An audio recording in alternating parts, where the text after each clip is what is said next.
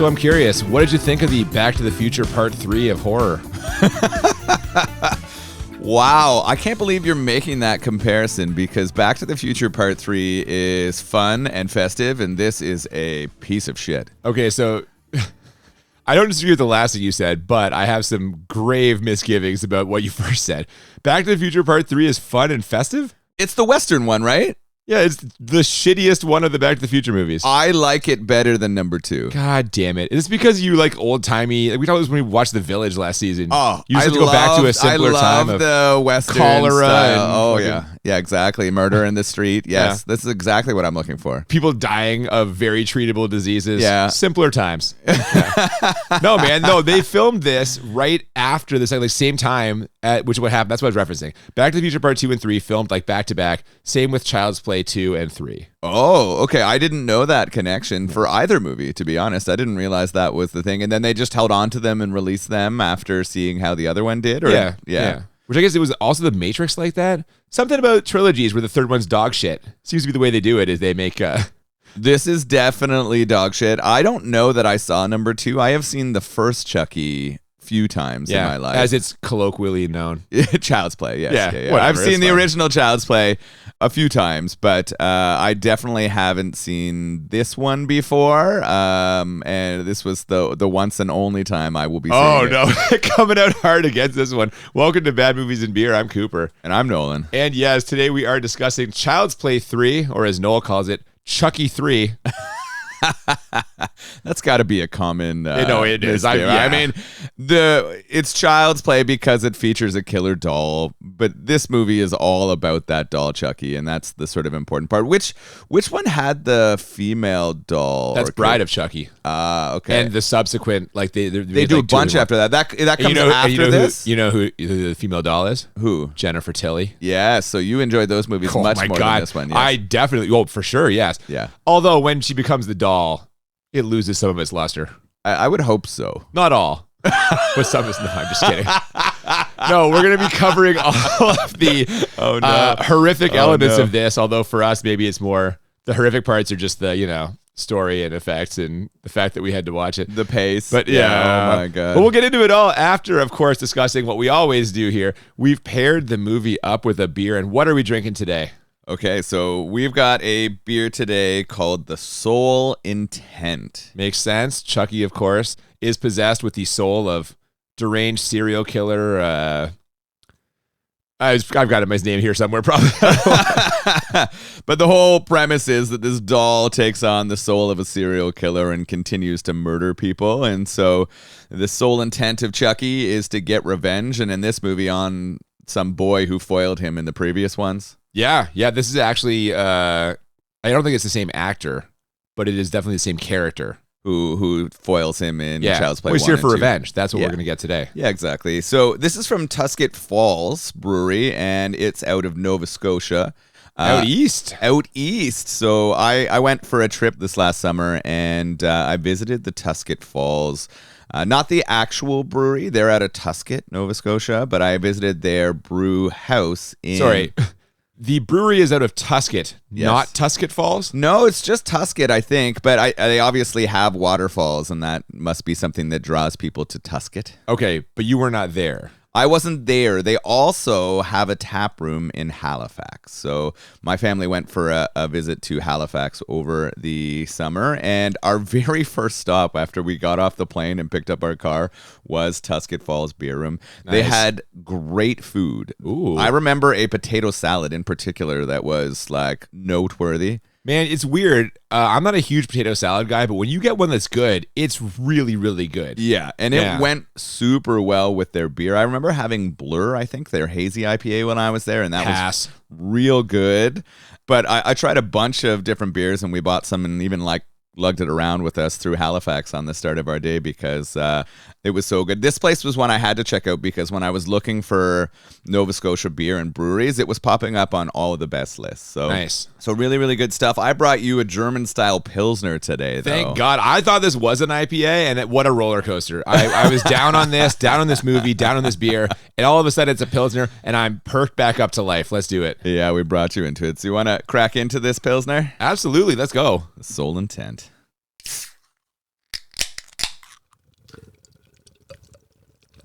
So we don't even get a fade in here. We just jarringly begin with some old doll heads being swept off an assembly line in a factory, and the partially melted remains of what is clearly Chucky's body getting picked up by a giant claw and dropped into a vat of liquid plastic or something. Blood starts dripping out of the doll's body as it's picked up, and it drops into the vat, which launches us into a credit sequence full of swirling liquids, both real and animated.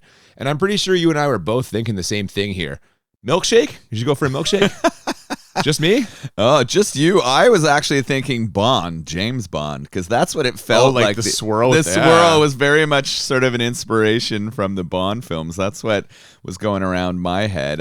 Clearly, we're not done with Chucky, right? We're picking up what was left of his old body, and we're back at it. I guess we knew that heading into watching a third Child's Play. It'd be pretty incredible if the movie started with him dying for real, and then the rest was just about... It was just like the rest of the world goes on. That would have been hilarious. Yeah.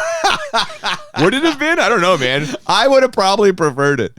Oh my God. That would have been a hilarious trick to play on your audience. Make a trilogy, but the last one is just how everyone gets on after the killing has finished. Do you want to spend more time with these characters, seeing them put their lives back together though, after you meet them? Oh, the acting was terrible. That's no, I didn't care about anyone. No, it's true. Not really, I guess. But I think that would be a fun trick to pull on an audience. Well, there you go. Add it to our list of potential movie ideas.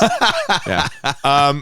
This sequence shows Chucky's head being formed, clearly shot in reverse as the melted plastic is dripping up, before his mouth twists into a snarl and he roars, while we cut to a corporate boardroom where some suits run through the curious case of Andy Barkley, who is, of course, the main character of the previous two Child's Play movies. They represent the toy company who manufactures the Good Guys dolls, and they're debating whether or not to keep making the dolls after Andy's story and the negative publicity it's brought them. Guess which way they decide to go here? Money. Yeah, man. Well, and also, again, we need movie plots, so yeah, they're going to keep making them. They could have went the other way, and then we could have had that like wrap everything up story that they shut the factory down, and yeah, no. I mean, then all those people would have lost their jobs. That would have been terrible. Oh my God. Let me get my violin out. That's a very Oh man, this is rough, right? We're getting the first villain in the movie. This is Mr. Solomon, the Prophet's first guy, and we're having tons of shots and sound effects for mood here. They are really setting him up to die. He's about to get taken out for this decision of money over ethics here, I think. Definitely. Also, the lighting in this boardroom, every time they visit, is very it's drawing your focus to certain things. It's got this kind of gloomy atmosphere, which maybe fits what you're saying with the corporate greed and stuff. But I thought it was interesting choices with the lighting. And is it just to direct the audience more? Is that sort of what they're trying to do here? They just want to make it really clear? Like, you're in a third movie. We know what we're getting. We know the doll's going to be killing people, and we're just waiting for creative ways for it to happen. Is it maybe you just need shadows for Chucky to hide in and jump out of? Yeah, it's hard to animate the puppet and have it be active and open in the whole movie. God, that's for sure. So so they're just setting up the spaces in which Chucky's going to work here. Yeah, man. And the CEO of this outfit, Mr. Solomon, you mentioned, he gets gifted the very first doll off of the assembly line. And after establishing his asshole bona fides by brushing aside one of his executives' concerns and making another one review files on his anniversary, Solomon settles in to watch the stock market ticker, blissfully unaware that that same good guy doll is no longer in its packaging. Instead, it's quickly and awkwardly running around his apartment in the herky-jerky style we've all grown to know and love from the previous movies. Chucky plays with him a little bit, turning off the TV and hiding the remote from him, before spilling some marbles on the floor that caused the old man to take a pratfall in the least believable way possible. They are not exactly setting the bar high here in terms of these special effects. Oh, no. This is... when was this made? In the 90s? 93, I think. Yeah, so it's pretty characteristic of the time. They're not working hard to go beyond what is expected, no? Characteristic of the time, man. There's better special effects in movies from the 70s. Oh, yeah, that's true. So they're being a little lazy is what you're suggesting here on their special effects? Yeah, but also the steering into the comedy with him slipping on marbles like he's one of the goddamn Three Stooges. What? This is so weird.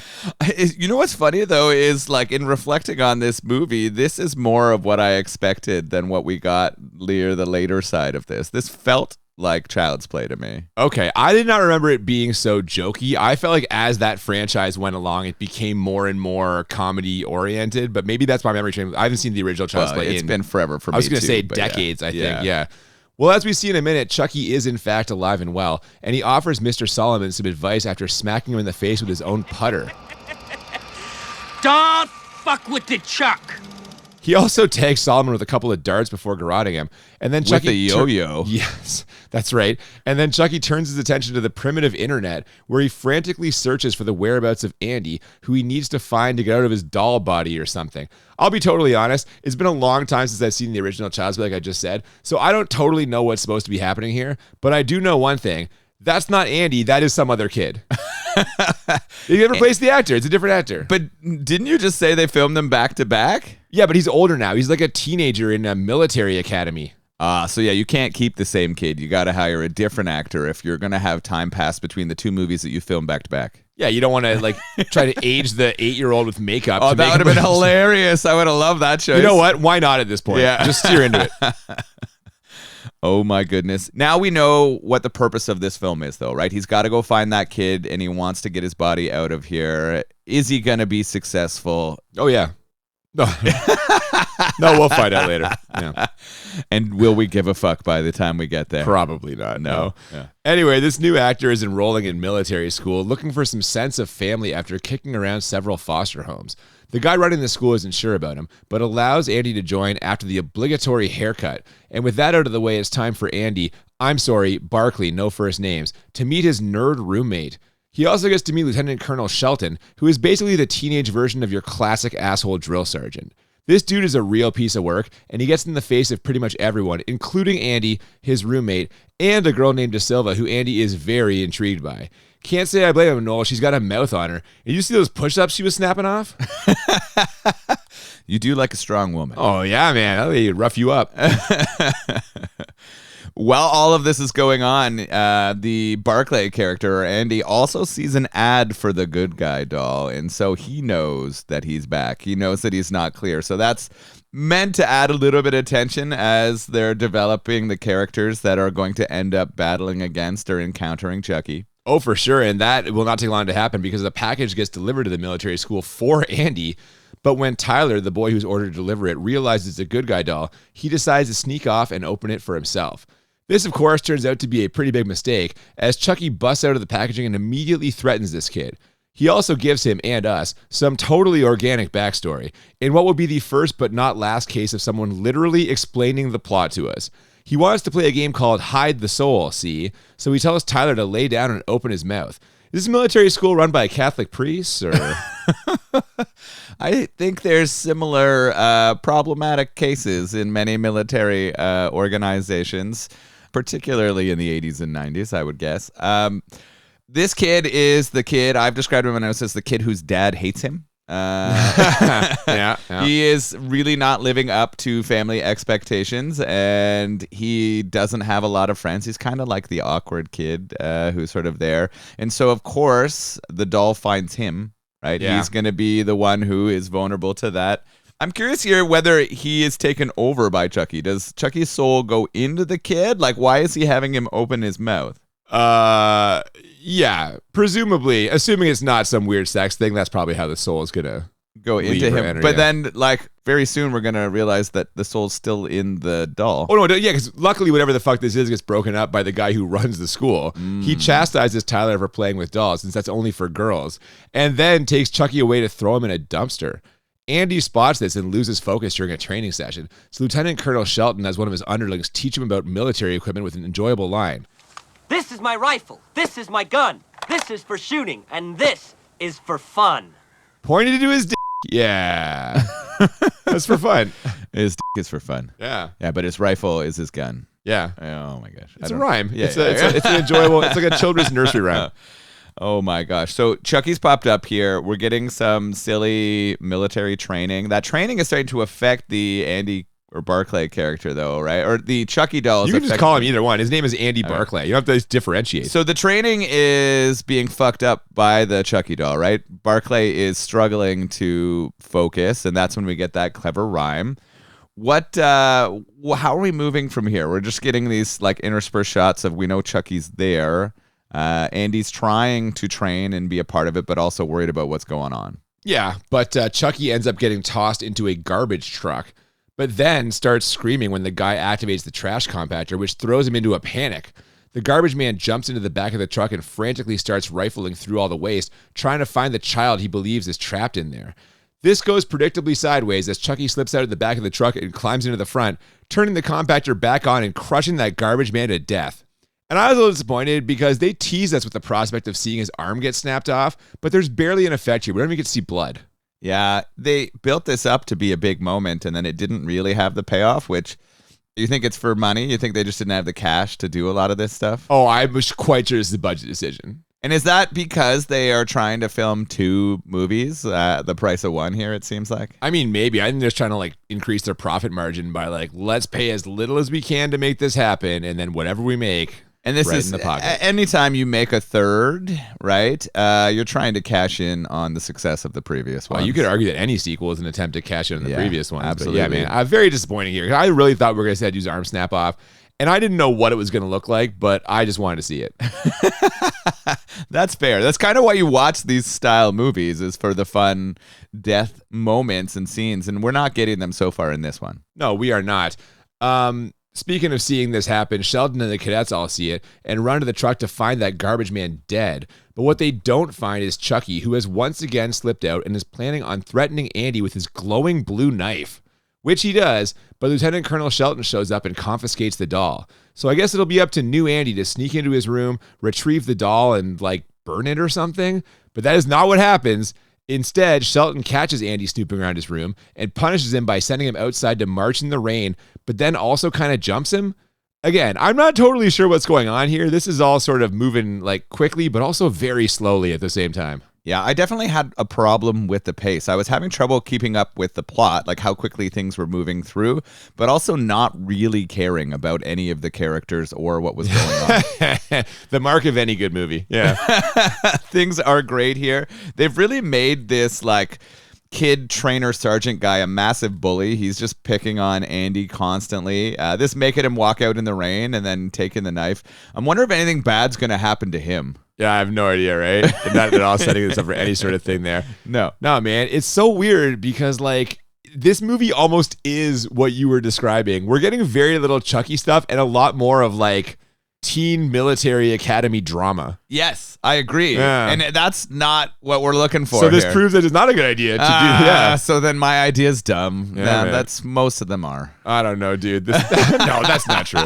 But yeah, what I have here is that we've got lots of build and very low payoff so far, right? That's what we're feeling here. Yeah. Man. So Chucky is after Tyler now, but since Tyler is inexplicably super into this doll, it should not be hard for him to put his soul all the way inside him. Sure enough, Tyler finds the doll and is playing hide and seek with him when DeSilva and a redheaded friend find the two of them and decide to have some fun by putting lipstick on Chucky. This means war.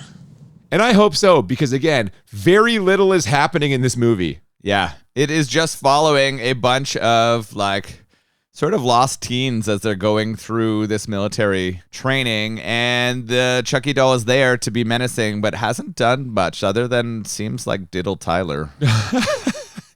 Yes, that's about it. No, you know what other movie had a bunch of lost teens? Fucking Lost Boys. But you know what was good about that? Is they were vampires and there was action and they had glorious fucking 80s hair and clothes. So that's what this is missing. All of the above. The sharp teeth. I would much rather watch Lost Boys. Well, that's a good movie. Well, I mean, it's not like it was fucking nominated for an Oscar. So you're saying we got a potential Kiefer Sutherland? We got a potential. Oh man, this is just dragging at this point. But we do get a little something in our next scene as the lipstick-covered Chucky ends up scaring the guy who runs the school to death, literally as he has a heart attack or something when Chucky whips out his big blue knife. This seems suspicious to everyone except Andy, who I'm not sure if we've mentioned yet is a terrible actor. Oh no, you mentioned that, right? He's really I don't know. I'm not sure that we've spoken about it too much, but all of the acting here is pretty rough. The Colonel's dead. He's had a heart attack because he saw a lipsticked doll with a blue knife. Yeah, the blue knife is glowing stuff. And that freaked him out. His soul knife, apparently. Yeah. Yeah, and Andy is terrible. And the worst part about Andy's thing is he isn't even doing anything interesting with the performance. Now, the school barber, on the other hand, I have no idea what this fucking guy's doing, but at least it's different. What a weirdo. He takes a lot of pride in shaving off the hair of all of the other people here, doesn't he? Yeah. He's a character. Yeah. I guess that's something you kind of expect in horror movies, right? Like the off the wall kind of, I guess, what do we call it? A loose cannon, a wild card here. Yeah, just like an odd, eccentric character. I kind of don't really see much of anymore, I feel. Like in real life, I'm saying. You used to be all these like weirdos that like existed on like the fringe, and now it's not really a thing. I think you're just looking in the wrong parts of our city. That's true. I've stopped looking to the fringe. Maybe that's what it is. Yeah, you're not visiting the fringe anymore. I guess not. That's right. Well, after getting tripped in the cafeteria, Andy tries to convince Tyler to stay away from the doll. He refuses, so the two of them decide to square off in a bad acting contest. I'm mostly kidding, although this scene is completely unwatchable. Oh, it was all emotional. I think the best way you described it was unwatchable. Unwatchable is correct. Yeah. I actually didn't even write much about that scene in my notes because I was like, this is like, it's not palatable. The acting between the two of them is terrible. The kid is so gullible, the Tyler character, that it made me angry. Yeah. Like, I didn't feel bad for him. I was just like, this kid is so dumb and so gullible that I can't empathize with him even a little bit. I think it's worse because they're kids also. I have a very low threshold for bad child acting. It's understandable. Like, obviously an adult actor who has experience is going to do better than a like newer child actor. The key word there has experience, because we've seen some adult performances that are pretty fucking terrible. Oh gosh, yes. I'm trying to pull a couple off the top of my head we've seen on this podcast. There's been some bad ones. What's the one with the Yeti that rips off the guy's dick? Oh. There's Night of the Demon. Night of the Demon. There was some Which I don't know why. It's not even a demon. It's some fucking woodland creature. That was so silly. That was back in season 1. Great episode. Go listen to that. It's a much better time than this. Than this movie anyway. Oh, that movie for sure is worth watching over this one, definitely. Yeah. Luckily, though, that weird barber guy shows back up to give us something in our next scene. He finds the Chucky doll in its non-regulation haircut and decides to give him a trim. But it's not Chucky's hair that's going to get cut. It's the barber's throat in what is maybe the best death in this movie, albeit one that contains a lot of very fake-looking blood. Yeah. Is this the one that ends with the questionable line from Chucky, though? Presto, you're dead. Oh. Yeah. That's not good at all. I know. I was like, oh. Yeah. It led up to, like, it felt good, and then it just ended with a bit of a... The writers not really giving Chucky a lot to work with here. No. So we have that kind of interesting death, and now we're heading into the culmination of their training. Are we heading towards the war games? So yes, after walking back into the barber's office or whatever and finding his dead body, Andy's roommate is visibly rattled when the cadets start their annual war games competition. And he'd be even more rattled if he knew that Chucky swapped out the other team's fake bullets with real ones. Andy should probably be worried too, and I guess he is, but he's more than a bit distracted by De Silva, or Kristen as she invites him to call her, as the two of them take a moonlight stroll and make out while Chucky creepily looks on. Man, I really gotta get out of this body, he says, before aggressively whacking off with his tiny doll hands. No, I'm kidding. That doesn't happen, but at this point, like... Does he have a doll dong? Sure. Don't, like, Cabbage Patch Kids have, like... No, most of those things have, like... They got the Ken... Yeah. The flesh-colored diaper. Yeah, exactly. Yeah. I don't know, man. I've never checked. Does Chucky have sex in the with the bride of Chucky, he's banging her, right? Okay. And I don't think there's a doll sex. I don't think.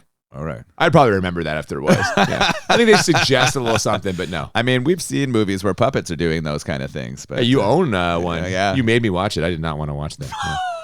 You were like, no, I've got a great movie. I'm sure there is recorded evidence of you gifting that to me on the podcast. So yeah, we can talk about that. No, that's okay. That's a fun one.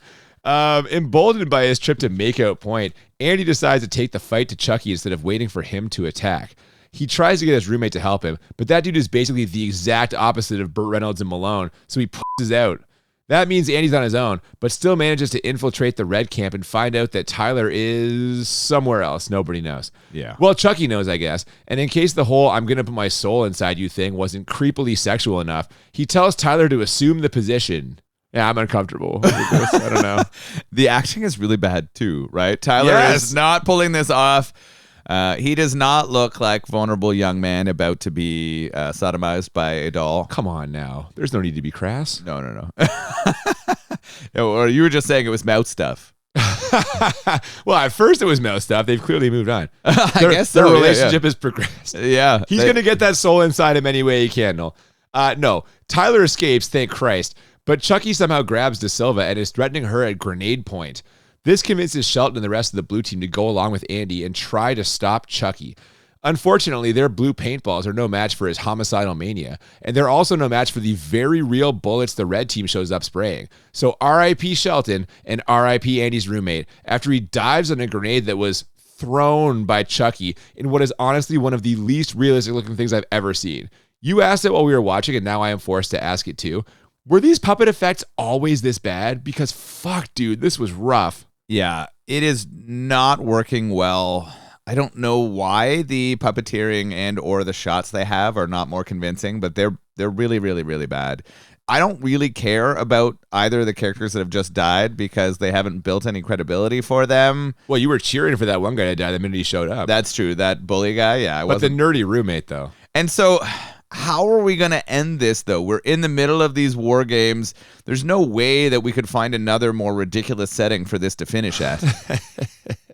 Well, you'd be surprised because with 2 of their own dead, these cadets are ready to track down Chucky and finish him off once and for all.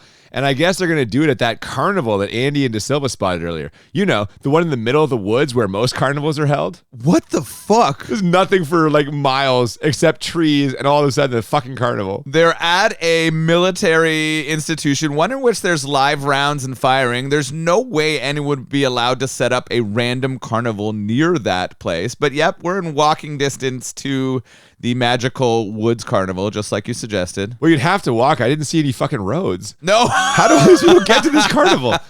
There's no way these carnies are making any money at this place, but it seems busy. That's what you're worried about? Yeah, I'm worried about the financial livelihood of Yeah. the carnies. Absolutely. That's fair.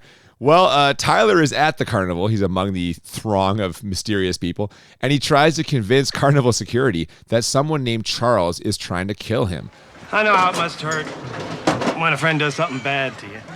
Sure does. I bet you Charles didn't mean it. I bet you he's really sorry.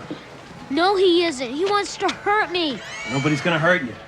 But he doesn't mention that Charles is a doll, so it's especially ironic when the security guard, who's also in charge of Lost and Found, pulls out something that's sure to cheer him up, a good guy doll. And one that just happens to be covered in the same kind of blue paint that the cadets were using in their training exercise. Wait a minute. Oh, surprise. It's Chucky. I don't give a fuck. Oh, that's about where we're I don't at. give a fucky is where that's kind of how I feel right now. I just want this doll to die or it to kill Andy. Like, this is where I'm at. Just end whatever is causing this loop. Yes, yeah. Exactly. I need this to be over with. At least when they got to Bride of Chucky, they introduced a new character. Smoking hot lady. Yeah, which is much better than what's happening here. That's for sure. It doesn't feel like there's any stakes, right? And it feels like a carnival is a great place for a ending to a horror movie. But I'm not feeling the tension or like looking for the joy. I know there's going to be some kind of silly way that someone dies here involved with carnival props or things, but it hasn't happened and it needs to get here fast. Well, it's going to get here right now. You mentioned a carnival being a great setting for the end of a horror movie. Would that still be true if the carnival was like clearly fake and the setting was impossible and unlike any other carnival that's ever happened in the history of the world? Because this is what happened, man. Chucky takes Tyler inside the world's biggest carnival ride / haunted house. But Andy and the rest of the cadets aren't far behind. Chucky's armed, though, and he tags De Silva before pursuing Tyler through yet another section of what is like a warehouse-sized carnival ride. Seriously, they're in like the 3rd gymnasium-sized room in this attraction. Who the fuck is running this carnival? Yeah, they're in the Devil's Lair, and this is something straight out of Disneyland. It's that big. Like, it is a ride that you would have to have millions of dollars in, and you could not move from town to town. Well, maybe they're permanently in the middle of this forest. This is just a magical carnival in the middle of the forest. Yeah, okay. It's fucking monstrous, though. But regardless of all that, we finally get a decent effect here when a swooping scythe lops off half of Chucky's face. He is still in hot pursuit of Tyler, though. And after the kid gets knocked out by part of the ride, Chucky prepares to complete the soul transfer. Fortunately for Tyler, it takes like 30 minutes to complete. Dude has to recite like 100 sentences in Latin or some other fucked up language, and that gives Andy enough time to take what felt like 17 shots with a pistol before he finally hits Chucky. We're not done yet, though. There's still the matter of a certain giant spinning fan they've shown us half a dozen times. One thing that I've noticed in this movie is that the blood work is terrible. They just didn't put any budget into it because I think they blew it all on the dry ice here. There is so much dry ice in this ride and factory that it is out of control. I don't know how much money they spent on that, but they needed a massive facility to hold it all. Well, that's what they got in that fucking carnival ride. It's a massive facility. No. Anyway, after breaking up Chucky's incantations and saving Tyler from a lengthy fall, Andy manages to send Chucky flying down to that giant fan below, where, after multiple cuts back and forth, the doll gets chopped up into thousands of pieces. And I feel confident saying, Noel, he is finished. This is the last we're ever going to see a Chucky. No, I meant on this podcast. Yeah. Well, fuck, this movie sucked. Oh, man. But you would enjoy watching The Bride of Chucky. Well, that's why it can't be on here. It's too good. No, man. I maybe. But, dude, they do the smallest possible wrap-up on this thing before we hit the credits. And, yeah, like, this was just fucking awful. This was difficult. By the time we were done this, my notes were in, like, not legible, and they were getting shorter, and I was just sort of, I'd had it with Child's Play. I'm done with Child's Play at that point. You're ready to give up childish things. Yes. Yeah. Only adult toys now. That's we're breaching into territory. We have to be careful. No, we're gonna have to bleep that. Yeah, you gotta bleep that. No. Yeah, man, I don't know. Like, this was fucking slog. And this is gonna be one of our shortest episodes ever because it tends to happen either when a movie is like too good to talk about or so bad that we just fucking fly through it. And I feel like that's what's happened here. Yeah. They can't all be the best movies to enjoy. Yeah, or the best bad movies. But why don't we find out right now how much we enjoyed this thing by going to our ratings. The way we always do this, rate the movie on a scale of 1 to 10 two times. 1 to 10 for how bad it is, 1 to 10 for how enjoyable. And the goal is to find movies that are a 10 out of 10 on both scales, or what we call the Crit 20. And I'm just going to say it. This movie is 10 out of 10 bad. No parts of it impressed me at all. Certainly not the acting. Certainly not the effects. Certainly not the ridiculous settings that make no sense and the plot that like is, again, at times more teenage military drama than like horror movie. The whole Chucky thing in general, he's not one of my favorite horror characters. Like, I'm sorry, they're horror movie fans, but like, it's just so ridiculous. And just the effects, man, he's so fucking herky-jerky, and like, it doesn't really inspire a sense of authentic dread in me. The only sense of dread I had was when realizing how much time was left in this movie. The first time I looked at the clock and I was just like, fuck me, how do we have to go through this? And the next 7 times you looked at the clock? Dude, every part of this. There's better child actors out there. They certainly could have reduced the dry ice budget and got better budget for special effects. This just feels like a hurried, rushed money grab that I thought did not do a good job, and certainly was not as good as Child's Play, the original. I can't speak to 2. If I did see it, it was so long ago. But yeah, man, no good. I think it's a 10 bad. What do you think? Yeah, I'm not going to disagree. This is a 10 bad. I had a fairly long list of bad. The acting, the story, the pace, the blood, and other practical effect work. It was incredibly predictable. It was boring. It was slow. Like you said, there was terrible child acting. The puppeteering is not up there, and I love good puppeteering. I enjoy. That's true. I enjoy movies that puppeteering and adult toys. Aren't puppets just adult toys? That's or are they children's toys? Oh God, what are you doing with puppets? We've all seen that movie. All right. But yeah, this is a 10 bad. It was not. It did not bring a lot to the table in terms of quality. And I think that's unfortunate because the first one is memorable. Like you, I'm not a huge fan of the series, though. I think a small doll could probably just be kicked and and you wouldn't have to deal with it anymore, right? No. Like, obviously, Freddy Krueger or Michael Myers or Jason Voorhees, like all of them are much more threatening. The Demon from Night of the Demon. Yeah. Well, I don't want a giant Yeti that. But it's weird though. Like there is a huge fan base where people fucking love Chucky. There are people that like absolutely love the Child's Play franchise. Well, and I think, like, thinking of horror tattoos, there must be so many people who have Child's Play tattoos, right? Chucky tattoos or Brides of Chucky, right? Just because it is It is, the imagery is very memorable, but I don't find it scary like yourself. Right. It's just not. Now, I will say, we could have paired this beer up with any of the Child's Play movies. And like when we looked at one, like Child's Play 3 had pretty much the worst reviews, and that's why we picked it. Yes. So we may be sleeping in a bed of our own making here. Yeah, that's fair. That's fair.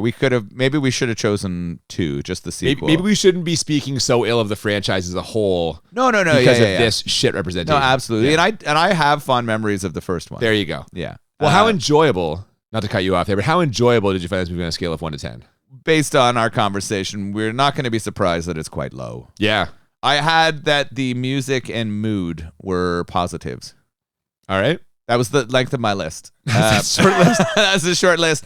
I had this as a 3. Wow. 3 enjoyable. Yeah.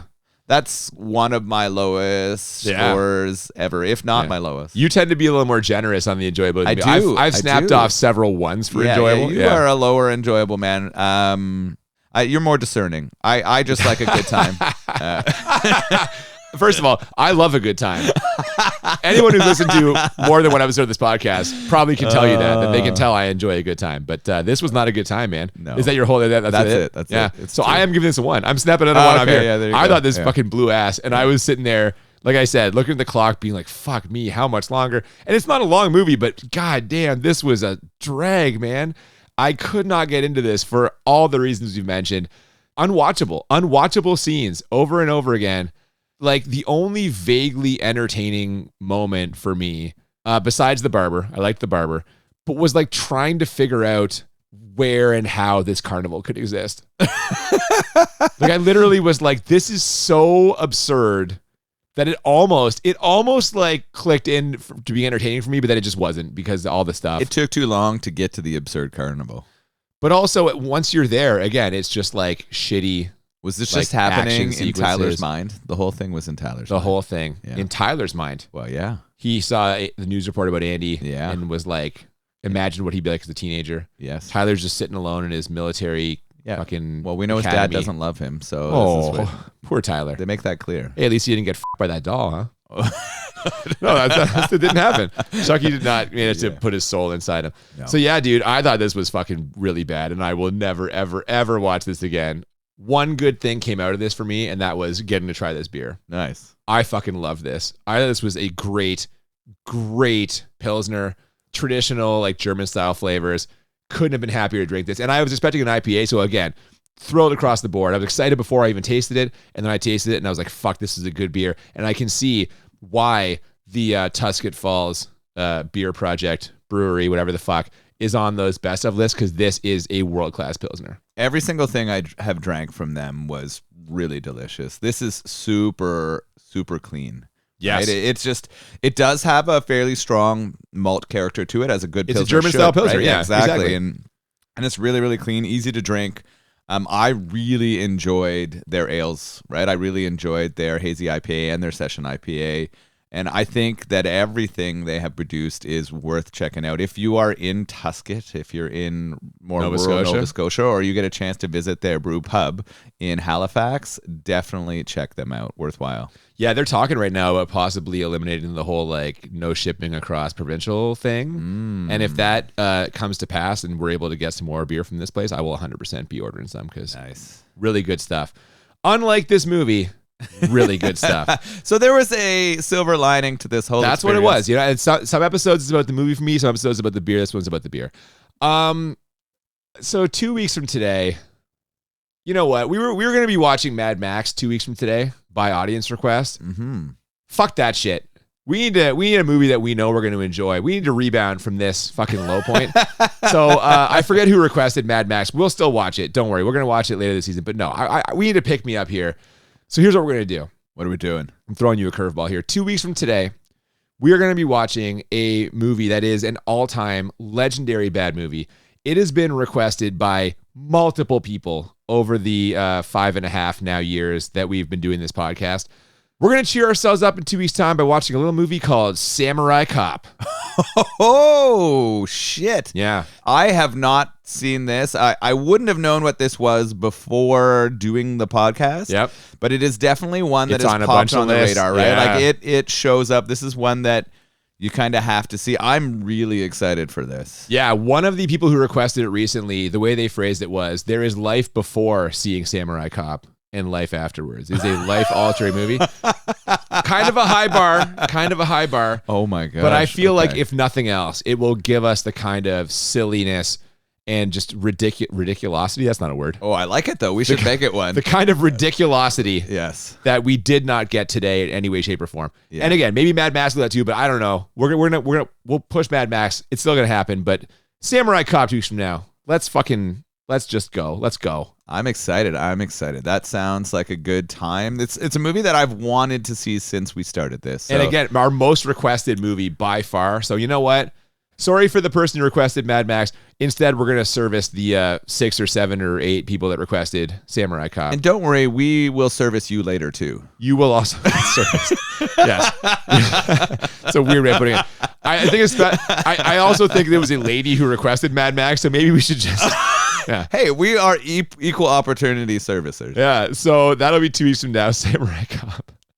Before then, if you have not already, please follow us on social media at the BMB Podcast on Twitter and Instagram. If you have any requests or you want to send us an email, thebmbpodcast@gmail.com. Yeah, we are a little backed up on requests now because we've got a couple coming in. Like I said, we're gonna frontline Samurai Cop here. It takes a while to service someone, so it occasionally does. You may not get serviced until next season, but please don't let that stop you from sending us something. And thank you again for joining us for Child's Play 3. We hope to see you back here in 2 weeks' time for Samurai Cop. Until then, I'm Cooper. And I'm Nolan. And we'll see you next time on Bad Movies and Beer. Don't let Chucky put his soul in you. Look who's stalking.